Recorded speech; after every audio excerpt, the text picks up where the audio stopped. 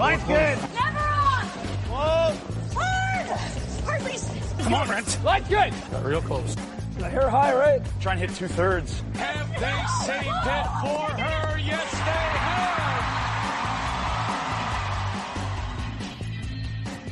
have. Ooh, welcome to Game of Stones, everybody. I am Sean Graham, Scott. Alongside, as always, hello, Scott. Sean, how you going? Not bad. Not bad. Taking a bit of a breather here. Yeah, been a minute. I looked on our podcast feed because on my app, if a podcast hasn't released an episode in a certain amount of time, they put like a little crescent moon beside it to indicate that it's gone to sleep. A little sleepy, yeah. We didn't get there, so okay. Still an active feed. No big deal. Just a lot of stuff going on, right? Yeah, things going on. I was out of town for a while doing stuff. You were out of town for a while doing stuff. Some was planned, some was not planned. Sometimes life gets in the way, and here we are. So what that means is there's a lot to catch up on. Yes. Now, because things are happening, we have also a bit of a limit on today's episode. Right. We're going to try to keep it to a soft 30, but a hard 35 in terms of the time. So to help us, Scott, we have 5 broad topics here. So I'm going to put a 5-minute timer on each topic. Ooh, right? It's like PTI. Yeah. So even I got for when we're done. Nice. So there we go. So we got the 5 topics. We're going to do a bit of a news recap about everything that's going on in the world of curling here that we haven't talked about over the past month, because a lot, in fact, has gone on. So Scott, are you ready? I'm going to start the timer now. Okay. And we are first story that we want to talk about. I'm going to go in the order you gave these to me, Scott. The World Mixed Doubles Curling Championship took place back in April at the end of the month. Actually, I believe the finals took place early May. And the focus for the Canadians was, of course, the Lotts, Kedriana and Colton Lott. They end up winning the bronze medal over the Italians, Stefania Constantini and Amos Mosaner. So congratulations to them. And in the gold medal match, Scott, actually, who was the gold medal match? Just how out of it I've been. Wow, Sean, the gold medal match was the Swedish team who defeated Canada in that semifinal. And it was the Australians who beat the Italians in the other semifinal. I had read this. This is a really cool story. So it's Dean Hewitt and Talia Gill. That's right. So first world championship for Australia. Is it the first? It has to be, right? The first south of the equator team to ever win a curling world championship? I am not confident enough to say yes, but I imagine so. Right? First global south team. So congratulations to them. Really cool. Did you see any of that? Because I do remember seeing the news feed about it, but I have not seen anything other than, as this jogs my memory, the final shot. I believe it was a relatively open hit for Talia Gill, if I'm not mistaken, to win in the they won 8-4 was the final. I didn't see any of the playoff weekend. I saw a little bit of the rest here and there.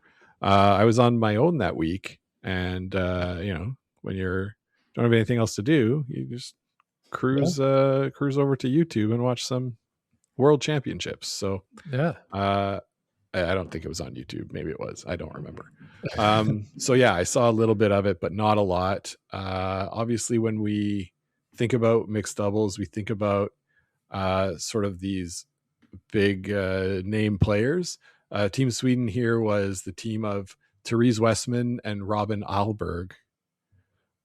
So it was a chance for a lot of countries to send some of their up and coming players. Scotland, for example, was Katie McMillan and Angus Bryce. Right. It seemed like Canada was maybe one of the only ones that sent one of their top teams. They sent the Lotts. Well, I don't know, like Estonia, the Marie Calvi, Harry. I'm looking at the rosters now. Marie Calvi, Harry Lill, Yeah, I That's guess a that's true. pretty good team. China sent Han Yu. She's pretty good, and Yu Sen.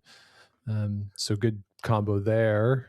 But it's not a lot of the teams we saw at the Olympics, I'll just say. No, that's fair. But you do have Constantini and Massander Italy, in the field. yeah. So that's a big one. Of course, neither Sweden nor Australia would have had to play Italy.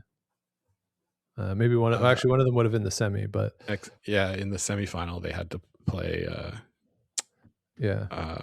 I said That's it true. at the top. It was Australia. Australia beat them. Yeah. So impressive.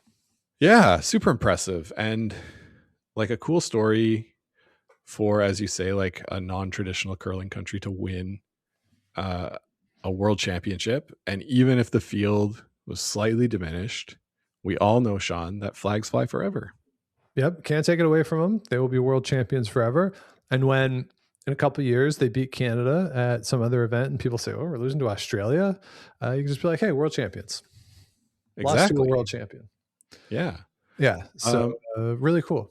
Sean, while we're talking this, I know we probably have another topic. We have a minute left. A couple minutes before the bell goes. Do you want to touch on seniors now or next, just because they were held at the same time? Yeah, let's cover them next. And let's just finish up here with give Talia Gill and Dean Hewitt their flowers, because not only did they win this, but the amount of work that Australia, that I know they put in from a country that doesn't have dedicated ice, and the amount of travel they have to do, the amount of work they put in. And I'm sure they were disappointed that they didn't qualify for the Olympics. That was, I'm sure, the goal of this quad, but to come out with this, that's a pretty good relegation prize or a consolation prize for them. Yeah, absolutely. And like they had a 47% last stone efficiency, stole 17 ends against only 9 conceded, were a plus 32 on the scoreboard. Just really, really solid work up there near the top of the table. If I look at the standings in the round robin, they did 2 pools. Australia won their pool went 8-1. Only loss coming to the Netherlands, somewhat surprisingly. Canada on the other side also 8-1 to make those top 2 spots. So they beat everyone that was in front of them, and I think you're right. We give them their flowers. Yeah. So definitely congratulations to them. And there you go. That's the mixed doubles curling championship. All right, Scott, let's move on to the seniors. You mentioned it to me before that it was the Scottish women and the American men coming out on top in the senior championship. What else stood out to you from those results? Sean, what stood out to me is that there was 57 teams in total in the event. 34 men's teams, and let me open the women's one now. There was 23 if there's 57. I can do that. Well, let's make sure that my math is right. Oh, okay. If I hit standings, 23. Hey, I was on the fly. I did that. Math works. So some pretty cool entries. Countries like the Philippines, Slovenia. We saw Poland again. Ireland was there. Lithuania. Australia, as we mentioned in the mixed doubles, was there. Hungary, France. So a huge field. On the men's side, we saw Wales and Spain. We're getting kind of used to seeing them in the tier 2 events. Israel was there. Hong Kong sent a team. Greece. But can you guess who was 34 of 34 in the men's side, Sean? Ooh, does Guyana or Senegal, their member associations, I think, did one of them send a team? No, they didn't. Brazil? Nigeria was 0-4. Nah. Hong Kong was 0-4. Greece was 0-5. They had a couple of groups of 6. Okay. Why not? Because So a few 0-for teams, but on the final standings, it says that France was 34th. Okay. Even though they won a game and Greece didn't, for example. That's a little bizarre. I guess because they were in E pool instead of D pool. Right.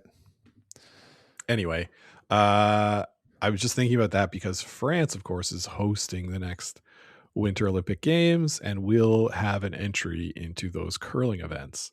So I know this is seniors and we can't really glean much from seniors, but just looking forward to seeing how French curling develops in advance of that quad. We saw Italy, for example, take quite a big Huge step jump. in those 4 years. So who knows? Otherwise, we might be seeing Didier Mosé and Kayla Mosé as the mixed doubles team. Yeah, I think that's the thing I'm kind of most curious about. As much as we joke, so our friend Dean, who we talk about sometimes, Dean on the scene, he has French citizenship, and like he's dual citizen, Canadian and French, so he could theoretically go play for France. And what I'm curious about is the French program isn't terrible, right? They're a Euro BC level, like they go compete. But I do wonder how many folks in Canada might have French citizenship, right? There are a lot of expat French in Canada. So it's possible that some folks here who play regularly could say, hey, here's an opportunity. And I'll be curious. That I think is the most interesting nation over the next quad. Yeah, I think so. I think that's the one to watch. Yeah. Just some other quick results from the senior men's. The bronze medal game. So we said the US won. They beat Scotland in the final, and Canada picked up the bronze medal, beating Switzerland. So we had an all mostly Anglophone podium. Yeah. Understanding that, of course, the Canadian competitors were not from the province of Quebec, right, or New Brunswick, or Franco-Albertan, Franco-Manitoban, Franco-Ontarian. Now you're just Franco provinces. Everyone. I know the provinces. That's pretty impressive, if I say so myself. And on the women's side, we had Scotland winning over Germany in that game, 10-1, bit of a laugher. And in the bronze medal game, Canada beat the United States 8-1. The Canadian team, you might know her, Sherry Madaw. Have you heard of her? Pretty good. And the men's side, the Canadian team is Bruce Corte, who I think we've seen before. He's been at the Briar from Saskatchewan. Yeah. He's been there before for sure. So yeah, good job by him. So good job by him. I just want to note, I know I belled us there, but in terms of other events, I just want to note the World Junior Mixed Doubles took place as well. Scotland won that. Japan won that, beating Canada in the final. Scotland won the bronze medal game over Denmark. That took place out in Edmonton earlier this month, and the Canadian team was Owen Henry, who is at the Briar, and Brooklyn Idison. And I think Mark was the Idison's coach. daughter. Mark Idison's daughter. Yeah, Mark was the coach. Yeah, good job by them. Yeah, and Ling was there coaching her son on the Hong Kong team as well. So a lot of excellent. Local content there. All right, Scott, next topic we have here. You mentioned Nicholas Edin. I'm going to throw in Silvana Tirinzoni as the two big retirements that we had. We've had other retirements and some other folks who have stepped away from the sport, some permanently, some we'll probably see in a couple of years. I put, say, Caitlin Laws into that category, for instance. So, I'm not going to do a full career retrospective on Caitlin Laws at this point because I don't think her career is over. But Nicholas Edin and Silvana Tirinzoni, pretty clear that they are done with competitive curling. Two of the best to ever do it. Silvana Tirinzoni did not win the Olympic gold, but they were the silver medalists back in February at these Olympic Games. And of course, Nicholas Edin has won everything multiple, is it 7 world titles? And he's won an Olympic medal of every, 8, and an Olympic medal of every color. So 2 of the best to ever put on the slidey shoes. Scott, what are you going to remember from their careers? Just these kind of eras of dominance from each of them. Tirinzoni obviously is maybe a more recent era of dominance, but that stretch of 4 world championships in a row. And there were some we were talking about where it was like they were undefeated. The next closest team had lost 3 games or something. We're like, if you go undefeated and nobody else is close, just give them the medal. So, so great, and was able to do it as a skip on her own. But then really once she brought Elena Pats on to throw that 4th stone, she was able to take that weight off of her own shoulders. They worked so well as a team. Alina just looks like she's got ice water in her veins all the time. Like they just made such an amazing duo. Obviously their front end changed a few times, but the level of play never dropped. So no. I think that's a real testament to their ability to keep the team focused no matter who was there. So really, really great player. Nicholas Edin, same thing. I saw him, his first gold was in 2013 in Victoria when he was sort of the young up and coming player. Then he got a whole new team basically after the Olympics, right? In 2014. And managed to go on and win another 7 since then. Yeah. So if you think 2013 to 2026, 13 years, he won 8 gold medals. Like that's crazy. Yeah, and, that's nuts. The Canadians might say, oh, well, he gets to go every year. It's not as hard for him to get there. Yeah. I bet if you sent the best Canadian team every year, they wouldn't win 8. That's crazy. Or just stack them up against Canada. Right? Yeah. Like how many has Canada won in that time? Right? And if we're sending the best team that year, the team that's playing the best that year. Yeah. Canada hasn't won 8 in that time. No. I mean, if you think there's out of 13 years and there's 8 taken, there's 5 left over. Now those have been shared between Canada and Scotland, right? Yeah. So yeah. So just like incredible. Put them up against like the member association of Canada. It's really impressive. Yeah. So I don't think it's a stretch to call him the greatest of all time. That's my take. Yours? Yeah, no, I agree. I think, greatest men's skip to ever do it. And the results certainly speak to that. Yes, he has the advantage of going all the time, but he made the most of those opportunities, fought through the injuries over the years, and just an incredible career for him. Same thing, Sylvain and Tirinzoni. I think certainly the latter part of the career is where things really stand out in those 4 world championships in a row, but just an incredible career for her as well. I'll note, Scott, Elena Pats has announced the new team for her with Selena Vitschanke at 3rd, Stephanie Brissett at lead, and Renee Frigo at the lead position. And for Nicholas Edin's old team, everyone's just moving up a slot. So Oscar Ericsson's going to skip, everyone moving up a spot, and the person who is the 5th this year, the alternate, is going to step in and play lead. So those 2 teams are set. Scott, as we're talking about the curling rosters, the roster changes there for those 2 teams. I'm not necessarily going to run through all of these the roster changes because there have been a lot. So let's just say, what's the biggest one for you? What's the one that stands out the most, the thing that you're most interested in seeing? Probably Mark Nichols playing for Matt Dunstone. Okay.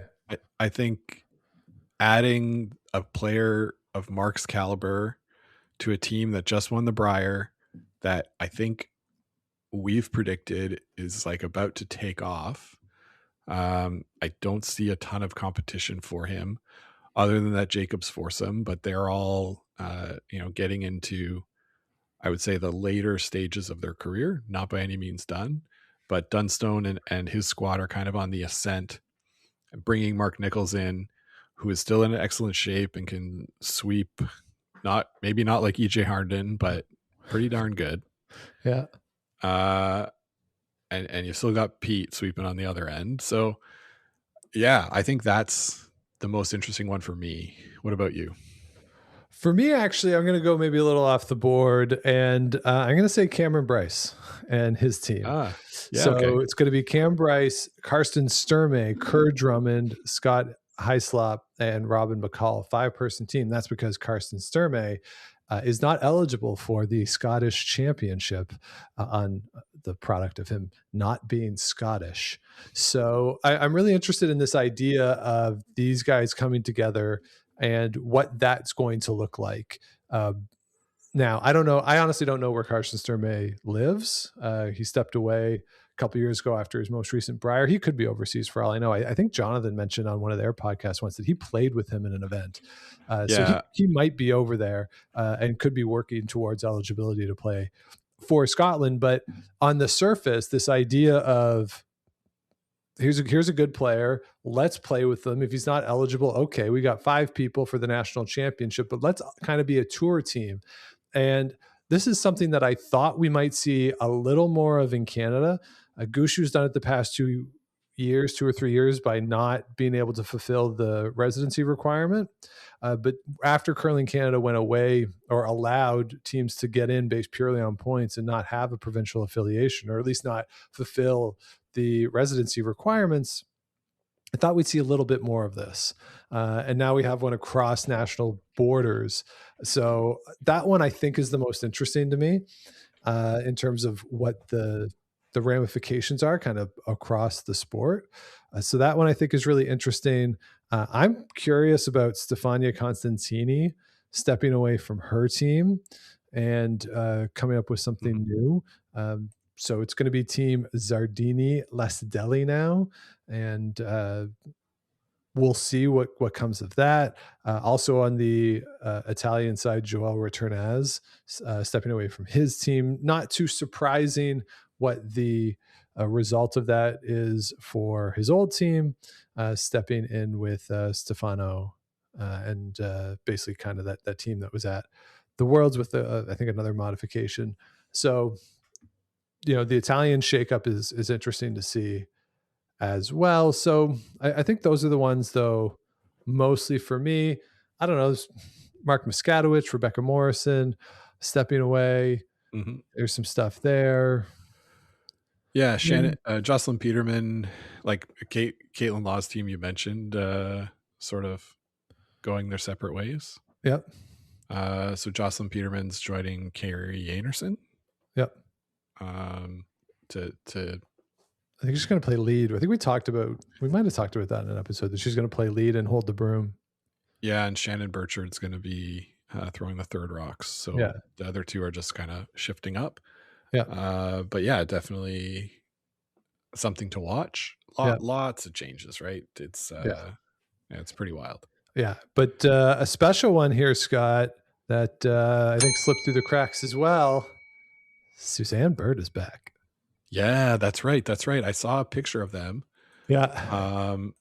I think they were hanging out at Christmas time or something, and we're like, man, we miss curling together. So they're all coming back. Yeah, Suzanne Burt, Michelle Shea, Megan Hughes, Sinead Dolan is going to be the team. The Scotties, perhaps not coincidentally, are in Charlottetown. So that could be a bit of a motivating factor for them as well to come back, but very excited for some 13-12 games at the Scotties coming up. So good time. I love Suzanne Burt. Such great TV. I have such memories, Sean, from 2003. Yeah, good times. Yeah. Good times. All right, Scott, last topic that we have on our list here. It is the news that Brad Gushue is going to be, or is already, the high performance director for USA Curling. This, I think in the moment, it took a lot of people by surprise. I think for me, once I thought about it, it kind of made all the sense in the world that he's run businesses before, and there is a business element to the high performance programs. And if you need somebody to run a program for you, it's hard to kind of beat Brad Gushue in terms of knowing what it takes to win at high level curling events. So it makes a lot of sense to me. And I don't have any issue, as some people seem to, with him working with the American Curling Association, working with USA Curling. So, I mean, he said in his statement, it's not a political thing at all. He likes curling. He's going to USA Curling, and I certainly see where he's coming from. And so there you go. And we'll see. I mean, being a great curler and being a business person doesn't necessarily mean you're going to make a great director of high performance, but his resume would indicate that he should be well suited for this position. Yeah, and I don't think USA Curling is just giving him this position because he's named Brad Gushue. Like, No. The name does bring some cachet and some credibility to the program, I would imagine. But like you said, he has some business experience, and he said on John Collins' podcast, said that like if he was to do this in Canada, it would mean like, oh, he's working immediately with Jacobs and Dunstone and these guys that he's been rivals with for 20 years. Mm-hmm. And then all of a sudden he's like with them to help them. Like, right. It just kind of awkward. Right. Or if he makes decisions that they might not like. Yeah. Yeah, right? Exactly. Like the high performance person is not there to be the player's best friend. Right? Yeah. Like or that's it. They have to make tough calls that the players won't like. Yeah. They could be, friends and then having to make those tough decisions. So I'm sure he's got friends on the US curling program or in the US curling program. And so, you might come with some of that, but it's not the same as somebody you compete with nationally every year. Yeah. So that makes a lot of sense too. Yeah, I agree. I do wonder if there was discussions though, once say Curling Canada got wind of this, like, well, we'll trade you Murdoch plus cash considerations and a 3rd round pick for Gushue. But I think I agree. It makes all the sense in the world for USA Curling to reach out. And I have no ill will towards Brad Gushue for taking it. I think it's just a wait and see. I mean, moving these programs and making changes that have a noticeable effect at the international level, that's like a ship in a night, turning the ship in the sea, right? It's not something that's going to happen straight away. It's a multi-year process. And so I don't think we could necessarily start to assess Gushue's performance in this job until this time in 2030. We can see what the quad was. Exactly. And how did the program develop? So it's it'll be fun to watch from afar. And that's I didn't really understand all the hand wringing about it, to be honest. No, me neither. I think it's just I don't know, maple baiting or whatever that where they say, oh, Galen Weston, shouldn't you be outraged because he's Canadian? Well, it is what it is. Yeah, so there you go. I mean, nobody got mad at, well, maybe somebody got mad at Kathy Overton Clapham. I don't know. But I don't know if anybody noticed. She was there the whole time. I don't think they got her a room at the Olympic Village. No, she was in the ring. They set up a cot in the back room. Like, she was there the whole time. Definitely. Yeah. Well, there you go. Let me just. All right. So our 5 news topics and a soft 30 will be out before the hard 35. So Scott, we have 40 seconds before the 30 here on the recording, and this is the full recording. So what anything else in 30 seconds? I was trying to think of a good pun or something. When last year we had movie May, and then this year we were like missing May, like but it this is what the soft 30 is for. Exactly. These kind of discussions. No, I think we're good. We'll plan to be back I don't know if we're going to do weekly through the summer, but we're going to try to hit at least 2 a month and go from there. Yeah. No, Sean didn't sign us up for softball, so now we've got an extra night to do things in the summer. So it's true. Yeah, there's no softball for us this year. So, and I got some ideas from when I was away. Yes. I got some, I think, really fun summer ideas. So I've been doing some reading, not to brag, but it's something I've been doing. So we got some ideas to come out of that. So should be a really fun summer. I am looking forward to it. And yeah, we'll sort of drop stuff in the feed. Yeah, maybe not every week, but certainly I would think at minimum every other week that we'll be back with episodes. We're not going to get that crescent moon logo saying our feed is inactive. Good. Yes. Yeah. So if you want to hear all that fun stuff that we got going on over the course of summer and you have not yet, please subscribe wherever you get your podcast.